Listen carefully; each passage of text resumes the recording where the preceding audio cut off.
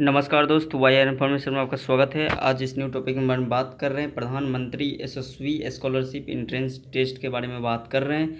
जो कि यशस्वी स्टूडेंट होते हैं, जो कि अच्छे स्टूडेंट होते हैं, उनका आगे की पढ़ाई करने के लिए प्रधानमंत्री के द्वारा कुछ राशि दिया जाता है, जिससे वो बच्चे अच्छे से आगे पढ़ सकते हैं। तो हम इसके बारे में आपको फुल नोटिफिकेशन आपको बताएंगे कि कौन कौन इस फॉर्म को अप्लाई कर पाएगा और कब से कब तक इसको अप्लाई कर पाएगा।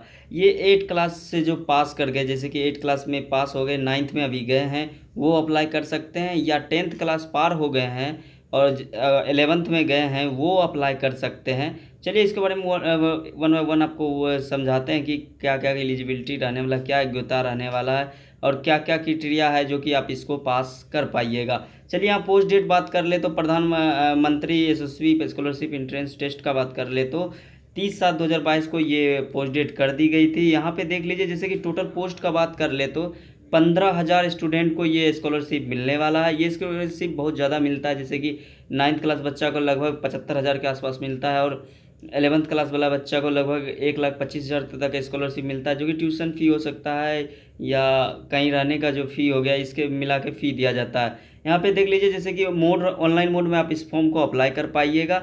चलिए एप्लीकेशन स्टार्ट डेट दे कब से आप इसको अप्लाई कर पाइएगा, 27/7/2022 से इस फॉर्म को आप अप्लाई कर पाइएगा और लास्ट डेट आपका 26/8/2022 तक दिया गया है। अगर आपका फॉर्म में कुछ गड़बड़ी हो जाता है सबमिट करने के बाद, तो आप 27 से 31 अगस्त तक आप इसको ठीक कर पाइएगा। और आपका एडमिट कार्ड है जो कि 5/9/2022 को आपको आ जाएगा और आपका एग्ज़ाम लिया जाएगा 11/9/2022 को, आपको एग्ज़ाम ले ली जाएगी।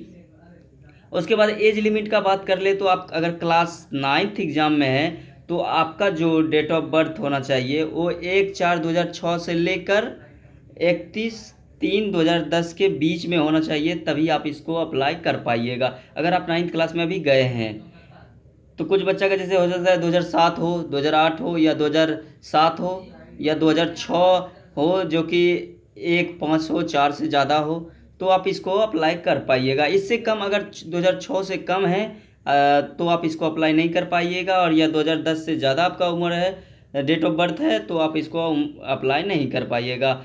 11th के लिए बात कर ले, जो बच्चा 11th में अभी हैं उनका जो डेट ऑफ बर्थ होना चाहिए वो 1/4/2004 से लेके 31/3/2008 के बीच में होना चाहिए आपको। मतलब इतना से इतना तक अगर आपका है इसके अंदर या इतना, तो आप इसको अप्लाई कर पाइएगा। यहाँ कोई किसी तरह के एप्लीकेशन फ़ी नहीं लग रहा है किसी बच्चे को, आप विदाउट एप्लीकेशन फ़ी आप इसको अप्लाई कर पाइएगा। यहाँ पे सिलेक्शन प्रोसेस का बात कर ले तो आपका एसएससी मेरिट लिस्ट जो बनने वाला है वो मोड ऑफ एग्ज़ाम के रूप में आपको एक CBT exam, computer based exam लिया जाएगा। टेस्टिंग एजेंसी के नाम से उसको नेशनल टेस्टिंग एजेंसी के नाम पे रखा गया है। वो लेने के बाद आपको ये आप जब इसको निकाल लीजिएगा एग्ज़ाम को, तो आपको ये राशि दी जाएगी।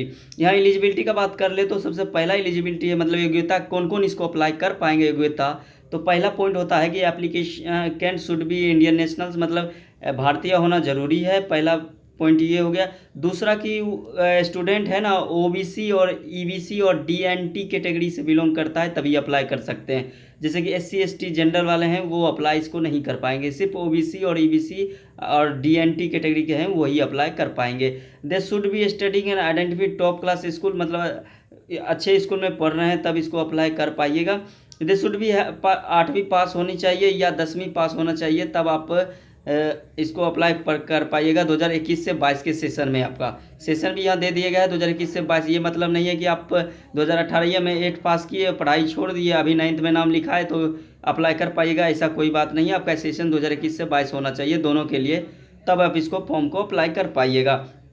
यहाँ पर एनुअल इनकम का बात कर ले, मतलब एक और पॉइंट का बात कर ले जो योग्यता रहना चाहिए, आपका जो पेरेंट्स का इनकम है वो 2.5 मतलब 2.5 लाख से कम होना चाहिए, तब इस फॉर्म को आप अप्लाई कर पाइएगा। और कैंडिडेट है जो कि आपको पहले ही हम डेट ऑफ बर्थ बता चुके हैं, तो वही पॉइंट दिया गया है। उसके बाद यहाँ पे लास्ट पॉइंट दिया गया है कि ये लड़का और लड़की दोनों एलिजिबल हैं इस फॉर्म को अप्लाई करने के लिए। Eligibility requirements for girls are as the same as the boy, मतलब सेम है दोनों के लिए, लड़की और लड़का दोनों अप्लाई कर पाएंगे। यहाँ पे स्कॉलरशिप का अमाउंट कितना रुपया आपको मिलने वाला है, तो 75,000 PA फॉर क्लास 9 10 के लिए, मतलब 9th और 10th पढ़ने के लिए आपको 75,000 का का स्कॉलरशिप मिलेगा, जो कि प्रधानमंत्री के द्वारा एसएससी स्टूडेंट को दिया जाएगा। और 11th-12th को पढ़ने के लिए, जैसे हॉस्टल फ़ी हो गया या कवरिंग स्कूल के किसी तरह का फ़ी हो गया, उसको कंप्लीट करने के लिए 11th-12th कंप्लीट करने के लिए 1,25,000 आपको मिलने वाला है। उसके बाद एलिजिबिलिटी का देख लीजिए, तो हम पहले ही बता चुके हैं, आपको 3 कैटेगरी से बिलोंग करते हैं तो आप इसको अप्लाई कर पाइएगा। अदर बैकवर्ड क्लास ओबीसी से, जैसे या इकोनॉमिकली बैकग्राउंड क्लास ईबीसी से, या डी नोटिफाइड नोमेडिक या सेमी नोमेडिक ट्राइब से डीएनटी से हैं तो आप इसको अप्लाई कर पाइए। Parents guardians annual income note more than, मतलब कि आपका पेरेंट्स का इनकम 2.5 लाख से ज़्यादा नहीं होना चाहिए। जैसे इनकम सर्टिफिकेट बनाइएगा वो 2.5 लाख से कम होना चाहिए, तब इसको अप्लाई कर पाइएगा। स्टडिंग तो अच्छा स्कूल में आप पढ़ रहे हैं 9, 10th या 11th का, जो 9 या 11th में, तब इसको अप्लाई कर पाइए। अब कुछ बच्चा का होगा कि इसमें कन्फ्यूजन होगा कि क्या वो जैसे कि अभी 10th में है वो अप्लाई कर पाएंगे? जी नहीं, आप नहीं कर पाएंगे। सिर्फ जो 9th में या 11th में पढ़ रहे हैं वही अप्लाई कर पाएंगे। All state candidates are apply for scholarship, मतलब किसी भी स्टेट से बिलोंग करते हैं पूरे भारत में तो आप इसको अप्लाई कर पाइएगा। यहाँ पे आपका स्कीम बता देते हैं एग्जामिनेशन का, जो कि मैथमेटिक्स का आपका 30 क्वेश्चन रहने वाला है, जो कि मार्क्स ऑफ इच करेक्ट, मतलब 30 क्वेश्चन में एक क्वेश्चन को सही करते हैं तो आपको 4 मार्क्स मिलने वाला है। टोटल मार्क्स आपका 120 मार्क्स का रहेगा सिर्फ मैथमेटिक्स। उसके बाद साइंस में 20 क्वेश्चन दिया गया है, 80 नंबर का रहेगा। सोशल साइंस में 25 क्वेश्चन दिया गया है, 100 नंबर का रहेगा। जनरल अवेयरनेस नॉलेज जैसे हो गया, जीके के हो गया, वो 25 क्वेश्चन रहेगा, 100 मार्क्स का रहेगा। आपको नंबर ऑफ क्वेश्चन 100 रहेगा, 400 नंबर पे ये क्वेश्चन दिया गया। टाइप्स ऑफ क्वेश्चन आपका मल्टीपल चॉइस क्वेश्चन रहेगा, 4 ऑप्शन रहेगा, ओनली 1 करेक्ट ऑप्शन रहेगा। निगेटिव मार्किंग नहीं है, आपका कोई भी निगेटिव मार्किंग नहीं है, आपका सिर्फ पॉजिटिव मार्किंग है, आप इसको अप्लाई कर पाइएगा।